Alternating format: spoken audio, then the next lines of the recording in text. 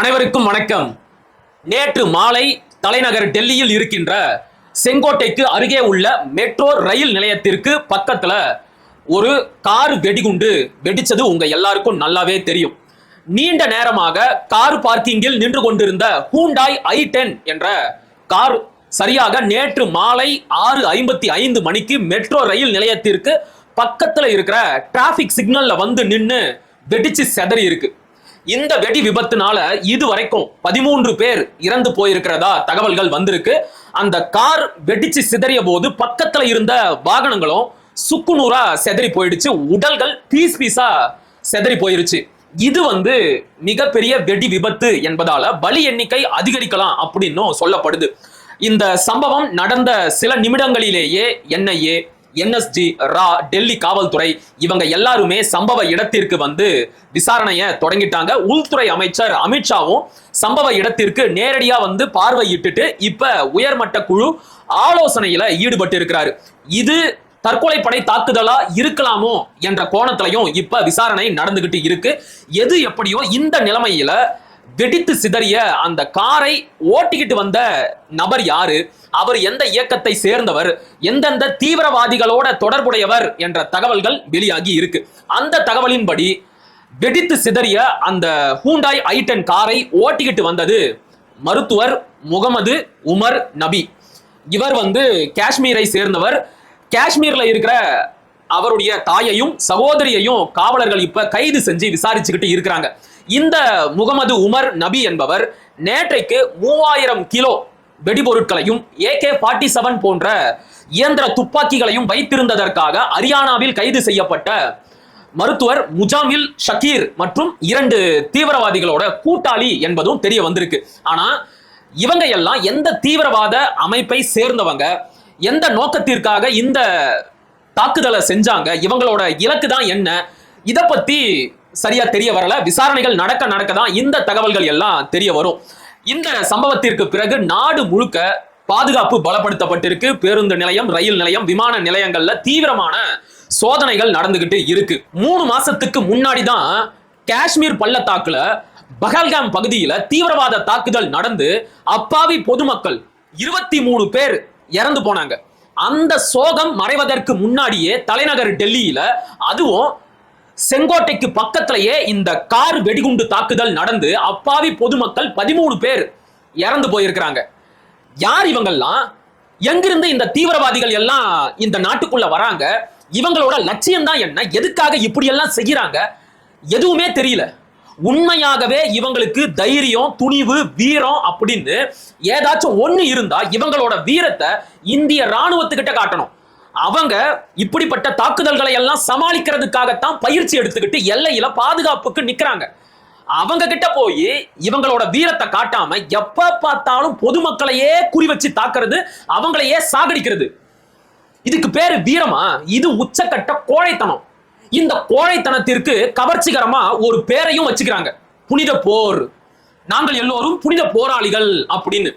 விளக்கமாத்துக்கு பட்டு குஞ்சம் அப்படிங்கிற கதையா இந்த பொதுமக்களை தாக்கி அழிக்கின்ற செயலுக்கு, உச்சகட்ட கோழைத்தனத்திற்கு புனித போர், புனித போராளிகள் அப்படிங்கிற பேர் ஒண்ணுதான் கேடு. விளக்கென்ன? சரி, அவங்கள விடுவோம். நம்ம மோடிஜி என்ன செஞ்சுக்கிட்டு இருக்கிறாரு? வழக்கம் போலதான் வசனம் பேசிக்கிட்டு இருக்கிறாரு. குற்றவாளிகள் பிடிபடுவார்கள், நீதியின் முன்னால் நிறுத்தப்படுவார்கள் அப்படின்னு வீர வசனம் பேசி இருக்கிறாரு. பில்டப் எல்லாம் நல்லா தான்ப்பா இருக்கு, ஆனா உங்ககிட்ட பினிஷிங் சரியில்லையே அப்படின்னு வடிவேலு சொல்ற மாதிரி இந்த வீர வசனத்தை எல்லாம் மோடி நல்லா தான் பேசுறாரு, ஆனா செயல்ல ஒண்ணுமே இல்லையே. நாட்டு மக்களோட பாதுகாப்புல தொடர்ந்து கோட்டை விட்டுக்கிட்டே இருக்கிறாரு. நீங்க பாருங்க, 2014 மோடியும் பாஜகவும் ஆட்சிக்கு வந்ததுல இருந்து இதுவரைக்கும் இந்தியா முழுக்க 3 மிகப்பெரிய தீவிரவாத தாக்குதல் நடந்திருக்கு. 1 2019 துணை ராணுவ படையினர் மீது நடந்த புல்வாமா தீவிரவாத தாக்குதல். 2025 காஷ்மீர் பள்ளத்தாக்குல பஹல்காம் பகுதியில் நடந்த தீவிரவாத தாக்குதல். இப்ப தலைநகர் டெல்லியில நடந்த இந்த கார் வெடிகுண்டு தாக்குதல். இதை தாண்டி எல்லை தாண்டிய பயங்கரவாதம், எல்லையில சீனாவோட ஊடுருவல், சிங்கள கடற்படையால தமிழக மீனவர்கள் தொடர்ந்து தாக்கப்படுவது, இப்படி இந்த நாடும் நாட்டோட பாதுகாப்பும் மக்களோட பாதுகாப்பும் தொடர்ந்து மோடியோட ஆட்சியில ஆபத்திலேயே தான் இருக்கு. மக்களோட பாதுகாப்பை உறுதி செய்யறதை விட ஆட்சியாளர்களுக்கு அப்படி வேற என்னதான் முக்கியமான வேலை இருக்கு? மோடி என்னதான் செஞ்சுக்கிட்டு இருக்கிறாரு? ஊர் சுத்திக்கிட்டு இருக்கிறாரு, அதானே? இங்க இவ்வளவு பெரிய தாக்குதல் நடந்திருக்கு, 13 உயிர்கள் பலியாகி இருக்கு. மோடி என்ன பண்றாரு? பூட்டானுக்கு சுற்றுப்பயணம் போயிருக்கிறாரு. ரொம்ப முக்கியம் இல்ல? இந்த தாக்குதலில் ஈடுபட்ட முகமது உமர் நபியோட கூட்டாளிகள் நேற்றைக்கு முன்தினமே ஹரியானாவில் 3000 கிலோ வெடிபொருட்களோடையும் இயந்திர துப்பாக்கிகளோடையும் கைது செய்யப்பட்டாங்க.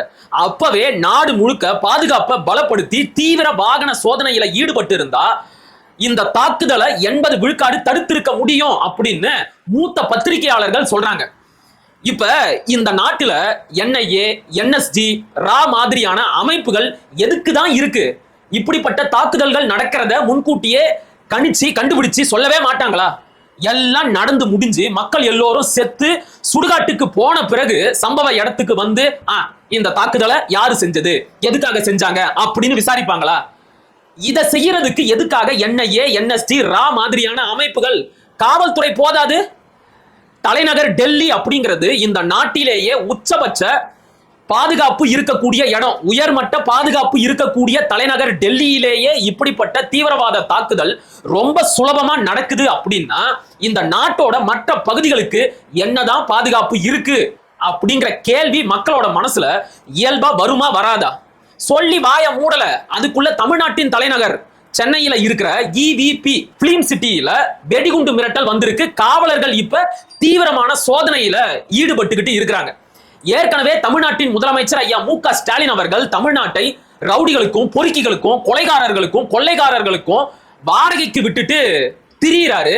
தனம் இந்த தமிழ்நாட்டுல கொலை, கொள்ளை, பாலியல் வன்கொடுமை சம்பவங்கள் எல்லாம் குறைவில்லாம நடந்துகிட்டே இருக்கு. இந்த லட்சணத்துல தீவிரவாத தாக்குதல் அச்சுறுத்தல் வேறையா? இப்படியெல்லாம் இருந்தா மக்கள் எப்படி நிம்மதியா வாழ முடியும்? இதுக்குள்ள இன்னொரு கேள்வியும் இருக்கு. அது எப்படி இப்படிப்பட்ட தீவிரவாத தாக்குதல்கள் சரியா தேர்தல் நேரத்தில் நடக்குது? புல்வாமா அட்டாக் 2019 நாடாளுமன்ற தேர்தல் நடக்கிறதுக்கு சில நாட்களுக்கு முன்னாடி நடந்துச்சு. இன்னைக்கு பீகார் சட்டமன்ற தேர்தலோட இறுதிக்கட்ட வாக்குப்பதிவு நடந்துகிட்டு இருக்கு. நேற்றைக்கு தலைநகர் டெல்லியில இந்த கார் வெடிகுண்டு தாக்குதல் நடந்திருக்கு. இந்த தாக்குதல் பீகார் தேர்தலில் எப்படிப்பட்ட தாக்கத்தை ஏற்படுத்தும் அப்படின்னு தெரியல. சரி, ஓகே, 14ஆம் தேதி தேர்தல் முடிவுகள் வருது, அதை பார்த்தா தெரிஞ்சிடும்.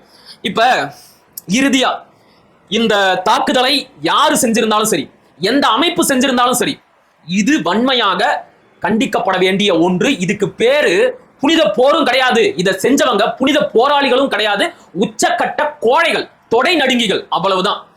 இதுல சொல்றதுக்கு வேற எதுவுமே கிடையாது. இந்த தாக்குதலில் தங்களுடைய உறவினர்களை இழந்து வாடும் குடும்பத்தினருக்கு நமது சார்பாக ஆழ்ந்த இரங்கலை தெரிவிச்சுக்கலாம். இதை பத்தி உங்களுடைய கருத்து என்ன? கீழே கமெண்ட் பாக்ஸ்ல சொல்லுங்க. மீண்டும் ஒரு காணொலியில் சந்திப்போம். அதுவரை இணைந்திருங்கள். இது உங்கள் நெற்றிக்கண். நான் உங்கள் மகிழன். படிப்போம், பகிர்வோம், பயன்பெறுவோம், கற்போம், கற்பிப்போம், களமாடுவோம். தமிழ் வெல்க, தமிழர் வாழ்க, தமிழ்நாடு வளர்க, தமிழ் தேசியம் மலர்க, மலர்க, மலர்க. நன்றி, வணக்கம்.